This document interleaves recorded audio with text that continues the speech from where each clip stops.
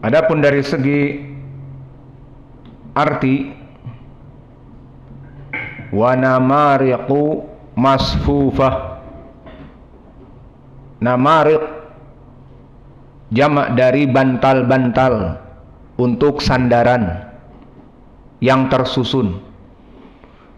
Dan jika antum duduk di majelis orang Arab, maka tidak ada sofa kebanyakan. Sofa tempat duduk yang ada di rumah kebanyakan kita itu kebanyakan dari Eropa, budaya Eropa. Adapun dari Arab, tempat duduk mereka ada juga busa di zaman now, namun dia di bawah. Sehingga sofa yang tinggi seperti yang di rumah-rumah kita misalnya, itu mereka menjadikannya di bawah seperti lesehan. Maka membuat dari busa yang tebal dan kuat, namun tetap lesehan, diturunkan, sehingga duduknya orang Arab di bawah meskipun dengan busa, dan tempat tangan mereka tempat bertelakan. Dan itu yang dohirnya di sini bantal-bantal sandaran, namarik, untuk bertelekan tangan, untuk bertelekan punggung dan kepala mereka. Maka ini namarik, bantal-bantal yang tersusun. Dan juga wazarobiyu mabsusah. Zarobi jamak dari permadani-permadani yang mabsusah. Mabsusah yakni terhampar. Dan ini yang ditafsirkan dari namariku masfufah wazarobiyu mabsusah. Namarik ay wasaid minal harir wal istabraq wa ghairihima mimma la ya'lamuhu illallah. Waqad sofat lil julus wal ittika alaiha. Maka disifatkan wa namariqu masfufah adalah namarik wasaid, bantal-bantal. Di sini tentunya dari sifat yang mulia, dari sutra, dari bahan-bahan yang mahal. Dan sifatnya namarik itu untuk duduk, wal ittika alaiha, dan untuk bersandar. Seperti kami sebutkan, untuk duduk dan bersandar di adat rumah Arab, mereka di bawah lesehan, tapi tetap dengan bahan yang kuat dan mahal dari permadani, namun kebanyakan mereka duduk di bawah dan ada telekannya seperti ini duduk, tidak seperti sofa yang ada. Dan ini yang diinginkan, wa namariqu masfufah wazarabiyu mabsusah. Wazarabiyu albastul hisan, mabsusah ay mamlu'ah biha majalisuhum min kulli janibin. Maka maknanya permadani-permadani yang terhampar di mana-mana. Di mana dia duduk, maka terhampar permadani-permadani. Nah, sekarang dengan terjemah ini enak kan bagi kita, tambah iman, syauqun ila rabbina jalla wa ala, nambah kerinduan bagi kita untuk banyak melaksanakan amal soleh dari mengetahui artinya di sini. Tidak hanya sekedar namariqu mufakhomah qaf dan mabsusah qalqalah mabsusah, tapi mengetahui artinya. Dan begitupun kalau kita artikan, tidak apa-apa kita cicil dari awal dengan cepat, di mana di dalam surat ini diawali dengan yang pertama, hal ataka haditsul ghasyiyah wujuhu yawma idzin khashi'ah amilatun nasibah tasla naron hamiyah tusqa min ainin aniyah laisa lahum ta'amun illa min dhari'. la yusminu wa la yughni min ju'. Maka di dalam ayat ini Allah Jalla wa Ala mengabarkan an wasfi kilal fariqain, dan di sini kita mengambil tafsir As-Sa'di. Tadi saya bilang agar lebih mudah bahwa Allah Jalla wa Ala mensifatkan dua penghuni. Faqala fi wasti ahli nar, maka yang pertama penghuni api neraka. Maka sebelumnya ini dari kita disebutkan hal ataka haditsul ghasyiyah, maka apakah telah sampai kepada kalian khobar tentang al-ghasyiyah? Maka di sini dikabarkan bagaimana apakah telah sampai berita tentang keadaan hari kiamat yang sangat besar dan menakutkan. Kemudian masuklah kepada sifat penghuni api neraka. Wujuhu yauma idin, dan telah kita sebutkan kalimat idin tanwin iwab, dia mengganti dari jumlah. Yauma idin, hari di saat. Nah, di saat apa? Idin di sini bagi lughatil arabiyah mengganti dari jumlah. Apa jumlah yang di sini? Yang dohirnya karena berbicara tentang al-ghasyiyah, hari kiamat, berarti yauma idin id yuqam al-qiyamatu misalnya. Maka wujuhu yauma idin, wajah-wajah mereka di saat dibangkitkan hari kiamat. Hada id tuqam al-qiyamah, ini takdirnya misalnya. Khasyi'ah, dan khasyi'ah maknanya dalam keadaan ketakutan yang memuncak, minal khizyu wadhil, dalam keadaan ketakutan, kehinaan, takut. Ini keadaan dari orang-orang yang buruk. Amilatun nasibah, yang mana mereka amilatun nasibah, telah melaksanakan perkara yang melelahkan. Amilatun nasibah, telah bekerja keras dan dalam keadaan kepayahan. Ta'ibatun fil adab, tajurru ala wujuhiha wa tagsha wujuhahumun nar, mereka kelelahan dikarenakan diadab dan dari hasil perbuatan yang lalu di dunia. Maka wujuhu yauma idin khasyi'ah amilatun nasibah, kata Syekh, fi dunya liqaunihim fi dunya ahla ibadat wa amal, walakinnahu lama udima syartuhu wa huwal iman sara yaumal qiyamah haba'an mansura. Maka bisa dijadikan ayat ini karena amilatun nasibah, dia telah melelahkan dari hasil usahanya dulu. Kata Syekh, ihtimal dia itu melaksanakan suatu peribadatan yang di luar sunnah, bid'ah ataupun kesyirikan. Karena orang-orang syirik pun capek, iya apa tidak? Selain dari Islam seperti kesyirikan, capek menyembelih kambing untuk jin, syaitan, menyembelih ayam, dan sedikit-sedikit melaksanakan kurban kepada jin dan syaitan. Maka kekufuran, kesyirikan adalah perkara yang melelahkan dan mengeluarkan banyak uang. Menyembelih kambing untuk diberikan kepada syaitan, bahkan menyembelih kerbau untuk dilarung di pantai selatan, biaya yang besar dan lelah.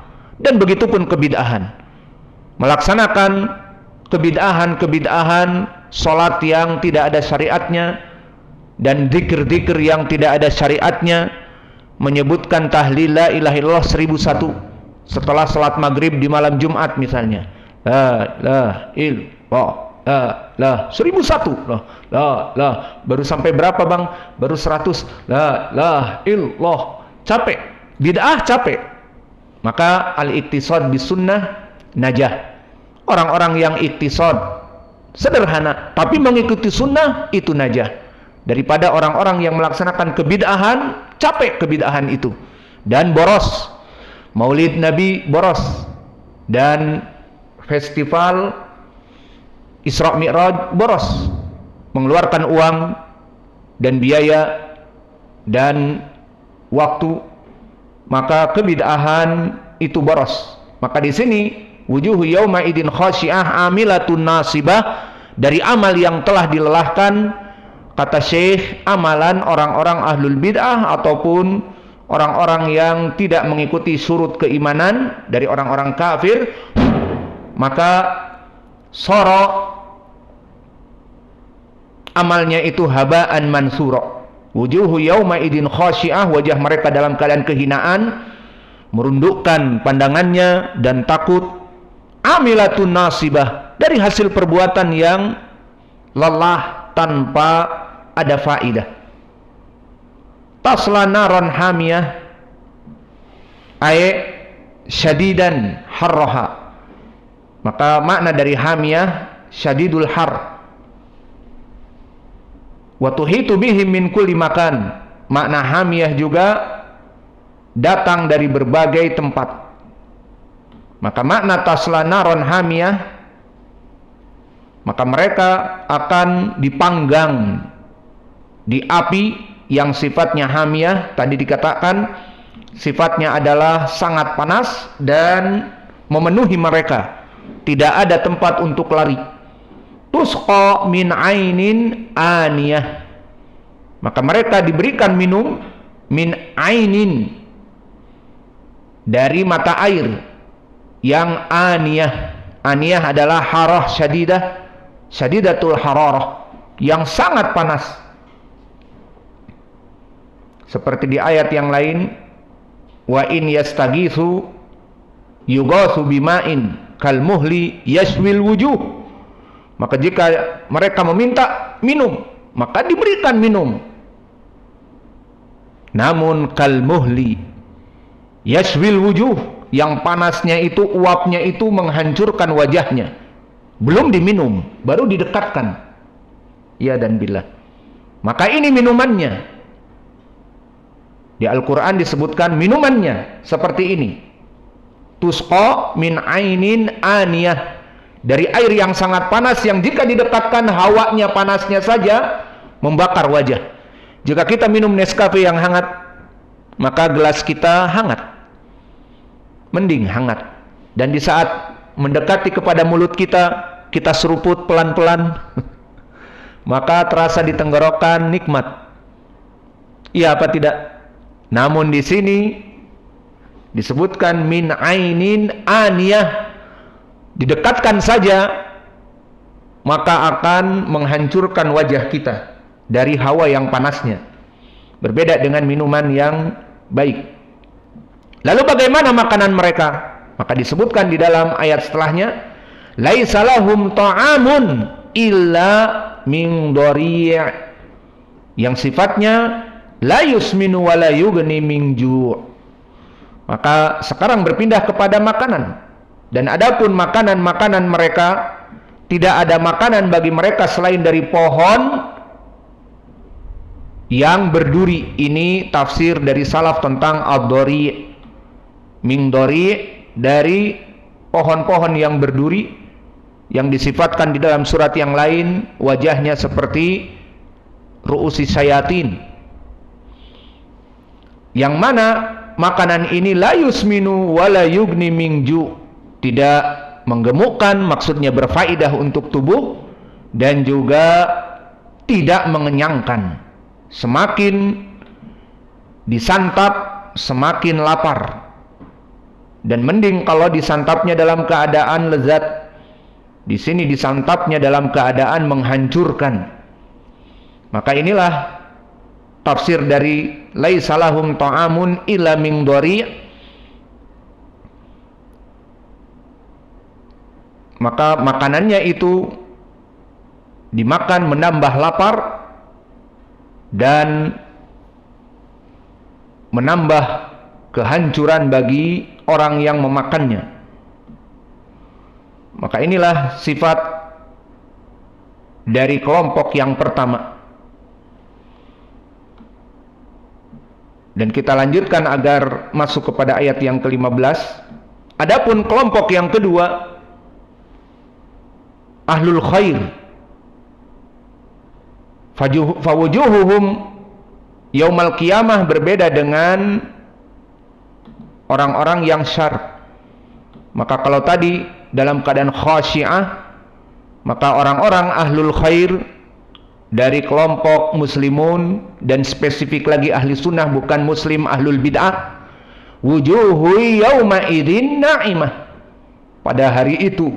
Maka kalimat idin tadi tanwin iwad kembali kepada id, wukifu alal jannah, di saat mereka ditampakkan surga, atau itu qaumul qiyamah, di saat hari kiamat dibangkitkan dan mereka mendapatkan dalam kebahagiaan. Seperti kita insya Allah yang beribadah dan beribadah, menuntut ilmu, beribadah, kita mengharapkan kapan itu balasan. Adapun sekarang maka masih jauh balasannya. Sabr, terus beribadah, terus mengumpulkan pundi-pundi. Maka pada saat itu dibangun hari kiamat, maka yauma idzin, din di sini yauma idz, din tanwin di sini tanwin iwad, ay lama wukifu alal jannah, atau lama tuqamul qiyamah, wujuhu yauma idin na'imatun. Dan makna na'imatun di sini wajah mereka dalam keadaan berseri-seri, nadratun na'im, dalam keadaan gembira. Maka ini dari arti wujuhu yawma idin na'imah lisa'yiha radiyah.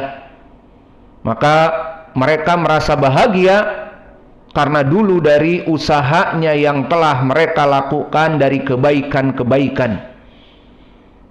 Fi jannatin aliyah, dan mereka Allah berikan di tempat yang tinggi dari surga. Maka makna lisa'yiha radiyatun, dari hasil usahanya dulu di dunia dari amal-amal yang soleh, yang radiyatun maknanya diridhoi oleh Allah sehingga akan mendapatkan pahala. Tidak seperti amalan kelompok kufar yang habaan mansuro, yang hilang, ataupun amalan ahlul bid'ah yang tidak diterima, seperti hadis Aisyah, man ahdatsa fi amrina hadza ma laysa minhu fahuwa raddun ay mardud. Fi jannatin aliyah, maka mereka dalam keadaan di surga yang ditempatkan tinggi. Qutufuha daniyah, qutufuha daniyatun, maka di surga itu mereka diberikan pepohonan, dan pepohonan itu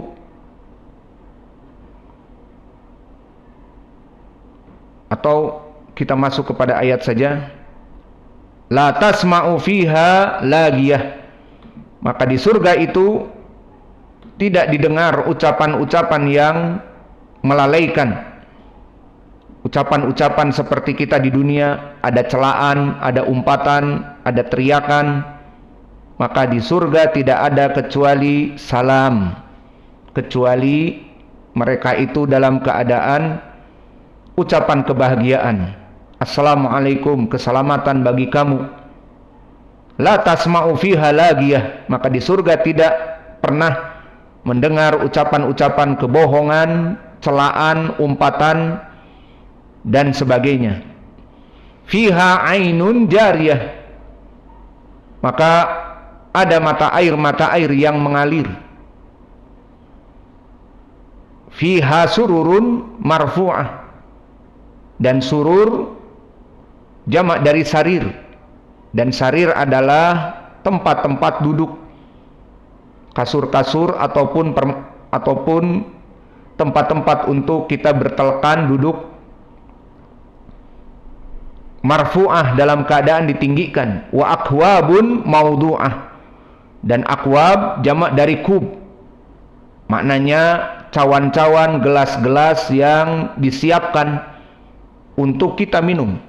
Wa namariku masfufah wa zarabiyu mabsusah. Maka bertemulah dengan ayat yang kita baca, wa namariku masfufah, dan bantal-bantal tempat bertelekan yang siap di mana-mana banyak, wa zarabiyu mabsusah, dan juga zarabiyu adalah permadani-permadani yang membentang dimanapun kita duduk, maka permadani itu membentang. Gimana, rindu apa tidak sekarang dengan sifat surga yang Allah gambarkan? Maka dengan ini selesailah tatbik aplikasi dari surat Al-Ghasyiyah ayat ke-14 dan 15, dan insyaallah kita masuk kepada ayat yang ke-17 dan 18. Wa naktafi ila huna wa jazakumullahu khaira wa barakallahu fi ilmikum. Subhanallah.